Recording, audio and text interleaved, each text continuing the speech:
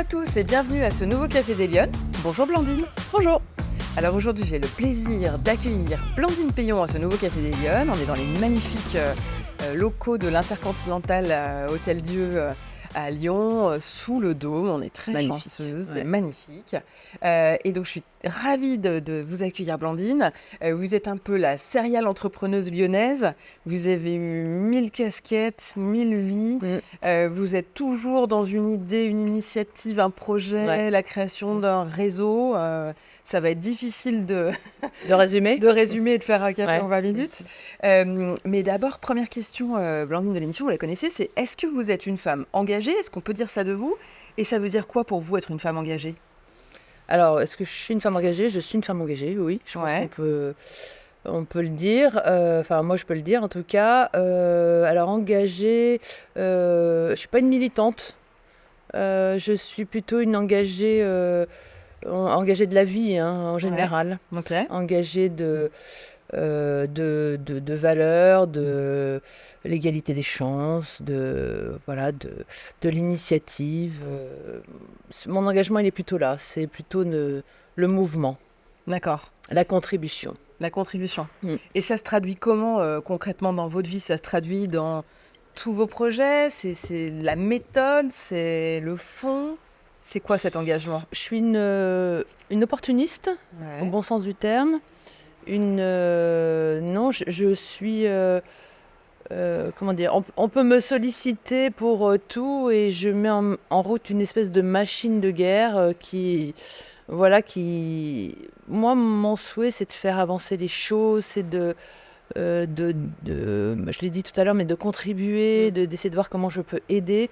Donc, c'est ça mon moteur en fait, c'est tous les matins me dire tiens aujourd'hui qui va me demander quelque chose et comment je vais pouvoir l'aider quoi en fait. Et c'est très facile en fait. On se rend compte que donner un coup de main c'est très très facile et ça coûte pas grand chose et ça a des effets moi je trouve énorme quoi. Alors c'est un peu votre singularité, effectivement cette façon de pousser, de tout le temps prendre un sujet et puis le faire grossir. Vous faites partie de cette génération de femmes lyonnaises qui a un peu bousculé les codes à Lyon et l'écosystème lyonnais. Votre retour d'expérience, c'est quoi aujourd'hui ? Vous trouvez que les femmes, elles sont suffisamment présentes dans l'espace public ? Elles se mettent des freins, elles y vont pas, elles se cherchent des excuses. C'est quoi pourquoi on n'en voit pas plus des femmes aujourd'hui ? Je sais pas, ça n'a jamais été vraiment un sujet pour moi en fait. Être une femme, ça m'a. J'ai trouvé plutôt que c'était une chance en fait dans les institutions, les mandats que j'ai pu occuper, on n'était pas nombreuses. Et j'ai trouvé qu'on était plutôt chouchoutés, en fait. Globalement, les hommes étaient plutôt contents d'avoir des femmes et ils nous ont accompagnés. Ça n'a pas été un sujet. Par contre, je l'entends très souvent et la question que vous venez de poser, je pense que c'est une question aussi de... Moi, j'ai été éduquée comme ça, en fait. On m'a donné ma place. J'étais d'une famille, il y avait 2 filles, 2 garçons, mais... Tout le monde était à l'équité, donc puis j'ai eu une mère qui a repris ses études très tard, donc j'ai eu cet exemple familial en fait.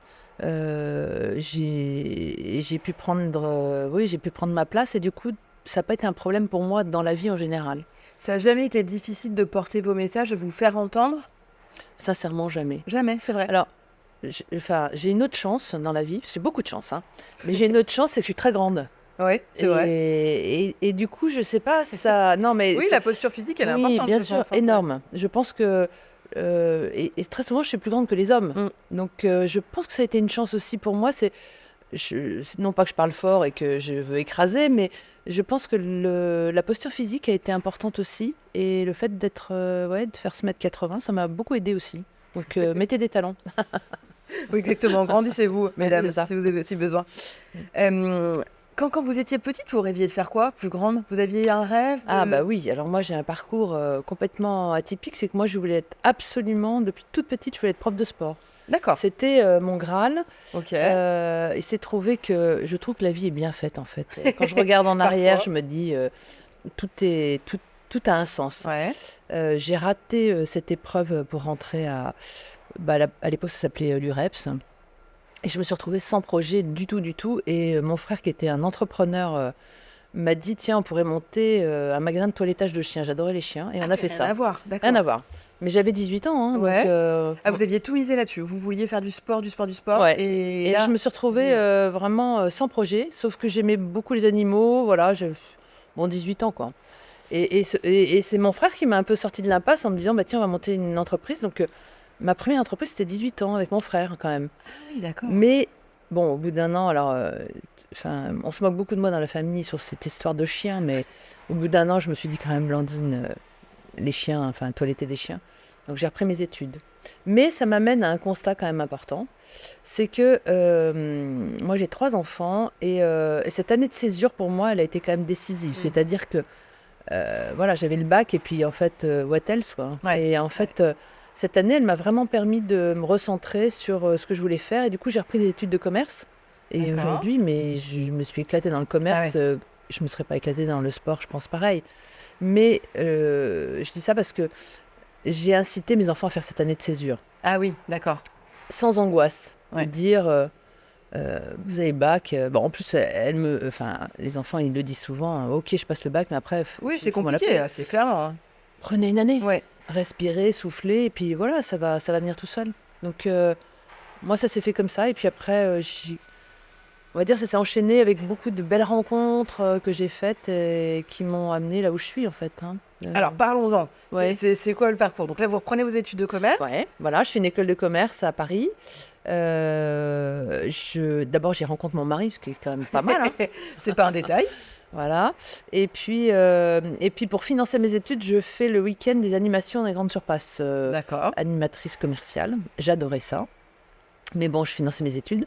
Et à la fin de mes études, j'ai été embauchée par cette société de promotion des ventes, dans laquelle je me suis vraiment épanouie. Et puis, mon mari étant lyonnais, tout ça c'était à Paris, et il voulait revenir à Lyon. J'ai donné ma démission en disant je m'en vais. Et mon boss de l'époque, qui était un type super, m'a dit bah non, c'est dommage, t'as qu'à ouvrir à Lyon une antenne de l'entreprise. Donc j'ai dit bah d'accord. Donc ça a été. Tout s'est fait très facilement. En fait, on est revenu à Lyon, j'ai ouvert cette antenne. Et dans mon parcours, il y a 3 choses qui m'ont marqué quand même. La première, c'est que mon premier boss là m'a fait confiance et j'ai ouvert cette antenne. Bon, sauf que lui, un jour, il a vendu l'entreprise sans m'en parler. C'était mon Ah premier. oui, quand Ouais, même. ouais, ça a été mon premier drame parce que la confiance, c'est important pour moi, la Ouais. loyauté. Et donc, je me suis retrouvée avec des nouveaux patrons avec qui je ne me suis pas du tout entendue, donc, et qui m'ont assez vite dégagée de l'entreprise.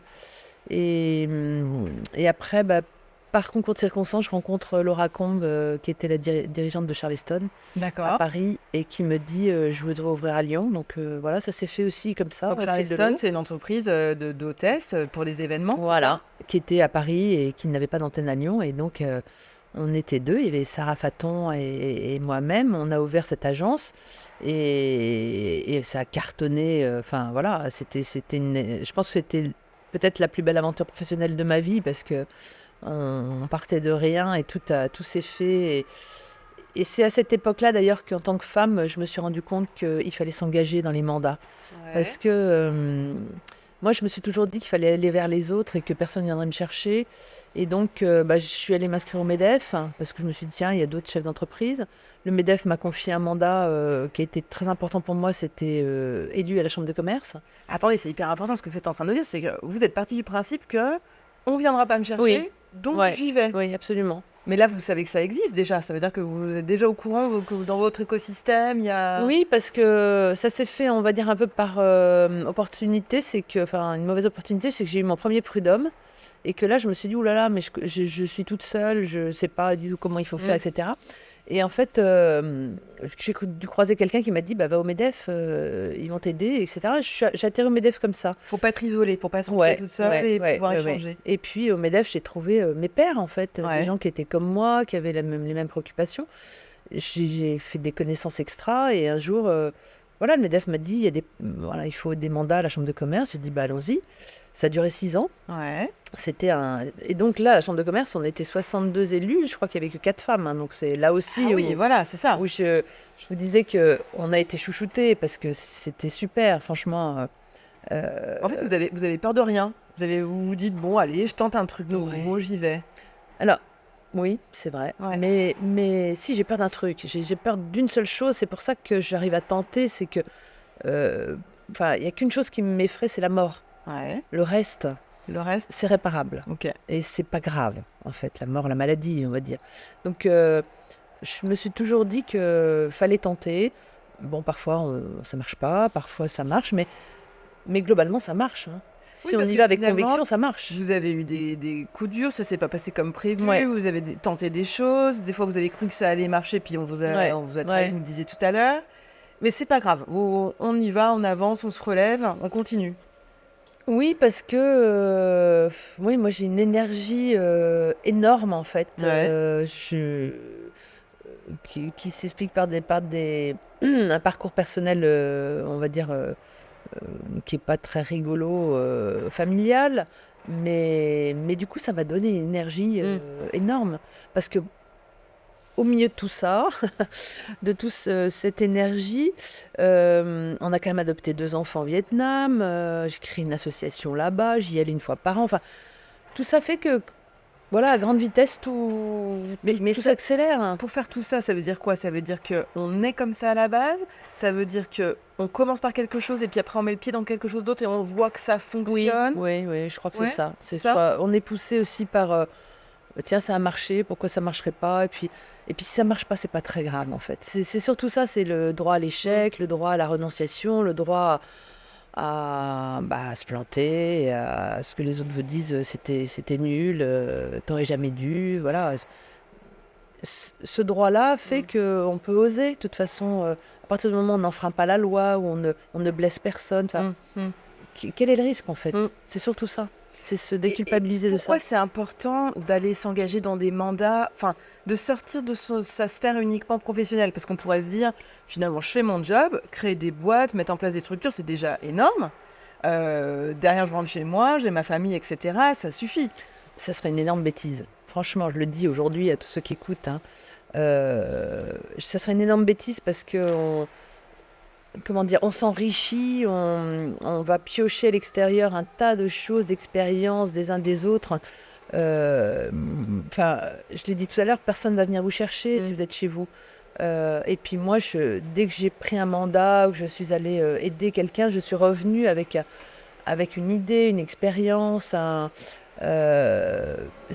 on s'enrichit à l'extérieur. Mm. Mm. Donc il faut surtout pas rester tout seul. Et puis l'erreur, c'est quand on est tout seul, on pense que tout ce qui arrive, ça nous arrive qu'à nous. Alors en fait, si on sort, on va se rendre compte que Mm.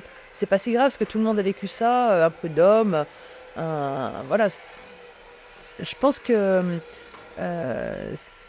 enfin, moi, quand j'ai créé mes entreprises, j'ai toujours aussi été demander un rendez-vous au Pôle emploi, à l'URSSAF. Voilà. J'y suis allée pour dire bonjour, je m'appelle Blandine Payon, je viens de monter ma boîte, voilà, c'est jour de printemps. Parce qu'il faut que les gens vous connaissent et que vous ayez fait le premier pas. Donc, faut se mettre dans une démarche, faut se mettre dans une posture d'ouverture, d'aller vers. Bien sûr, bien sûr. Et sincèrement, on est rarement déçus, hein. Franchement, on est Ouais, c'est rarement vrai. déçus.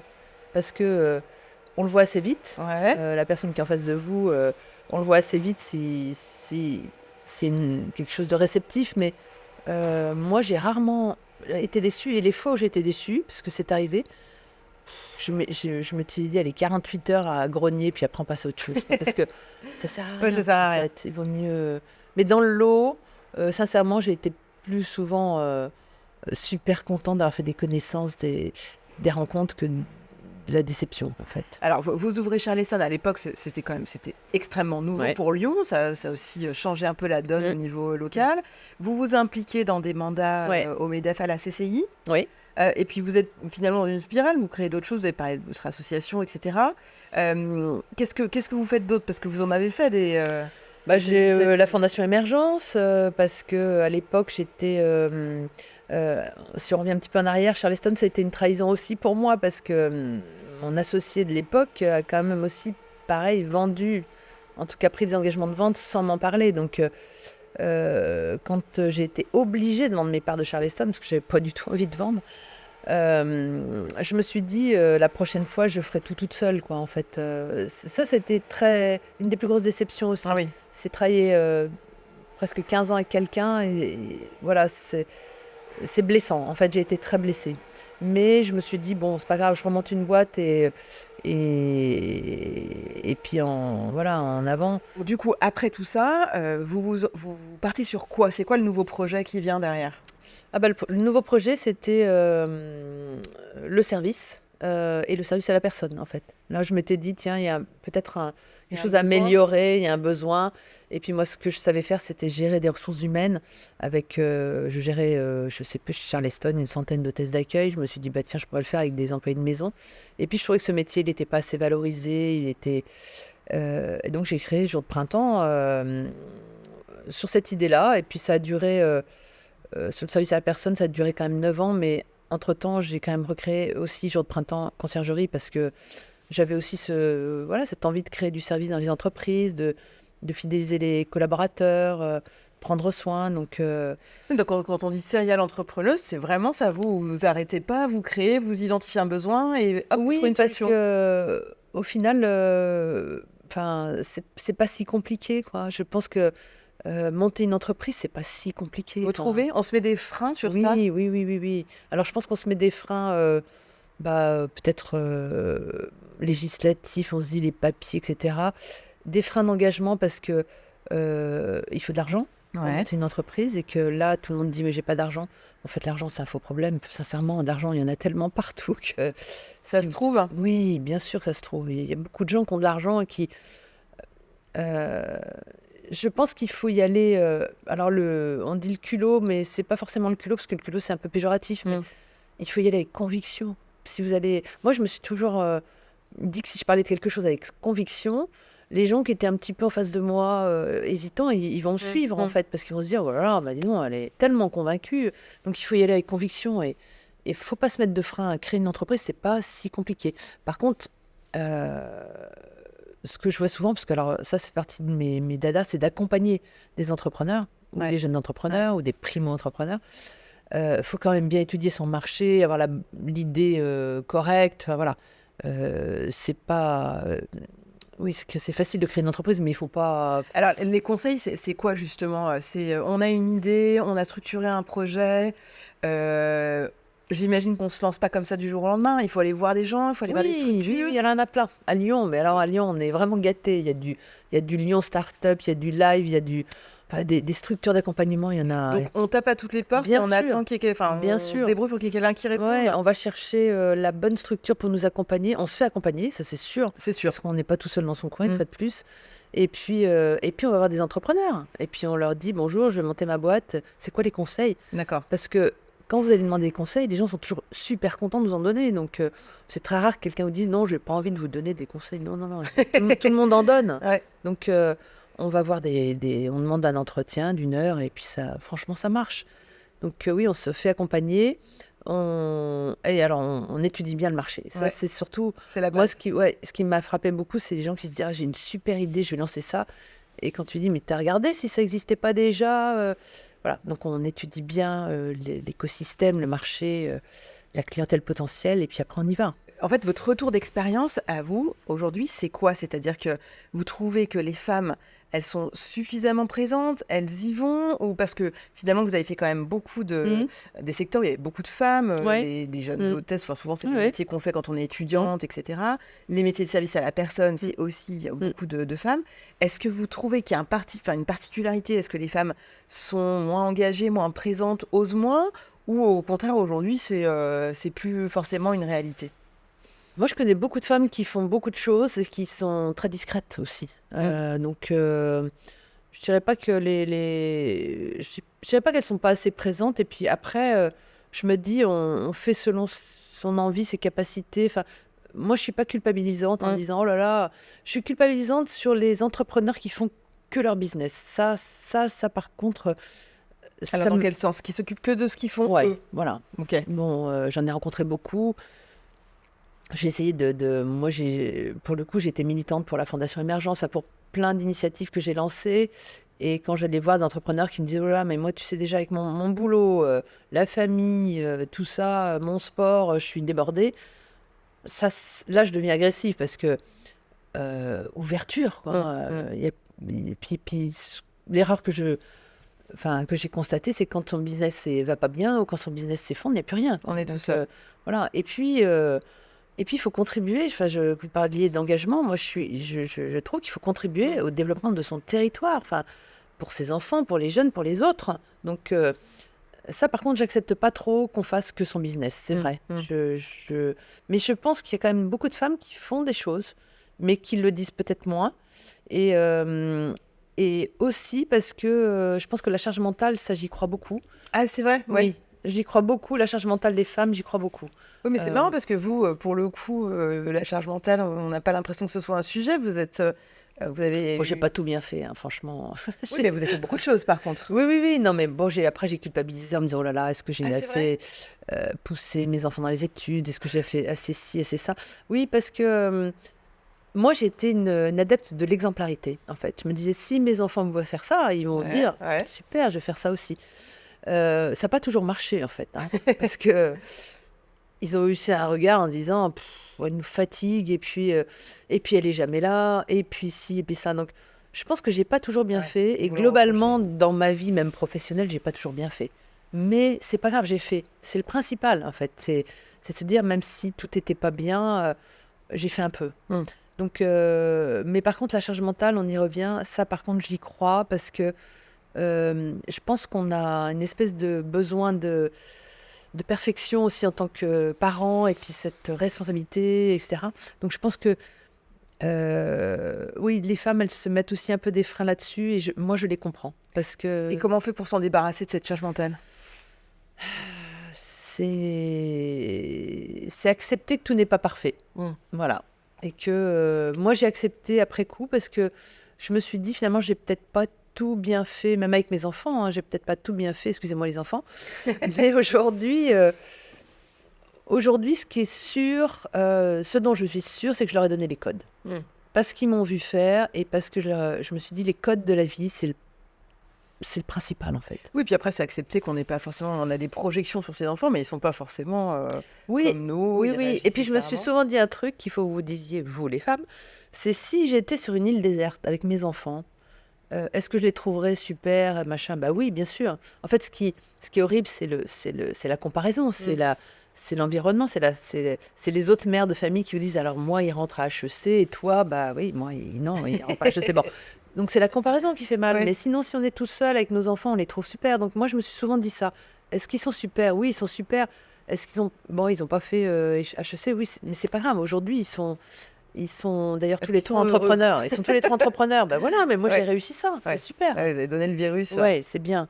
Franchement, c'est bien. Alors, donner le virus entrepreneurial, le virus des mandats, et vous êtes un peu une militante de l'engagement dans la cité, finalement. Hein, Oui, parce que c'est un devoir pour moi. Je suis aussi une femme de devoir, et du devoir citoyen. Hein. Pour moi, c'est un devoir citoyen. Enfin, on n'est pas tout seul. Je le dis souvent, mais on ne peut pas être heureux tout seul. Hein. Moi, je ne peux pas être heureuse si à côté de moi, les gens sont malheureux. Donc, c'est un devoir aussi de regarder autour de soi et se dire, tiens, comment je peux contribuer, aider, faire avancer, créer de la valeur.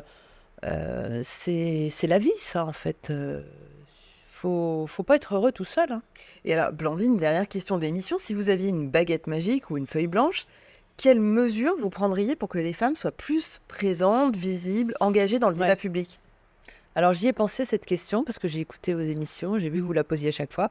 Alors, il y a une chose qui m'a intéressée, c'est assez récent, mais ce sont les concours d'éloquence. Parce que j'ai des amis qui ont des enfants qui ont fait ça dans leur parcours scolaire. Et là, je trouve que c'est une excellente idée, c'est de réapprendre à s'exprimer en public. Par exemple, là, cette émission, cette interview, concrètement, je ne l'ai pas vraiment préparée, mais je sais ce que je vais dire, je suis sûre de moi. Et ça, c'est... on apprend ça, en fait. On l'apprend, tout à fait. Et je me dis que les femmes, elles n'osent pas prendre la parole en public. Moi, ça m'est arrivé plusieurs fois d'être dans des assemblées où on me faisait comme ça, tu ne veux pas demander si... Parce qu'on n'ose pas parler. C'est vrai. Et moi, ce que j'adore, c'est aussi prendre la parole pour dire, excusez-moi, je n'ai pas compris. Oui. Parce que, voilà, c'est vrai. c'est pas oser grave. le dire, voilà. c'est pas grave, Et je pense que ça s'apprend. Mmh. Ça peut s'apprendre dans le milieu scolaire Mmh. ou éventuellement étudiant, mais l'éloquence, la prise de parole, je pense que quand on sait s'exprimer, on a moins peur du regard des autres. Mmh. Et puis, on peut dire des inepties, c'est toujours pareil, c'est pas grave. C'est pas grave. On n'en meurt pas. Non, on n'en meurt pas. Mm. On peut en rigoler après et puis passer à autre chose. On Évacuer. progresse. Ouais, Exactement. progresser. Eh bien, Blandine, merci beaucoup d'être venue partager avec nous ce retour d'expérience et de nous inviter à nous engager dans le débat public plus largement. J'espère que ça vous aura plu et en tous les cas, je vous souhaite une bonne semaine et je vous dis à la semaine prochaine pour un prochain Café des Lyonnes. Au revoir. Merci, au revoir.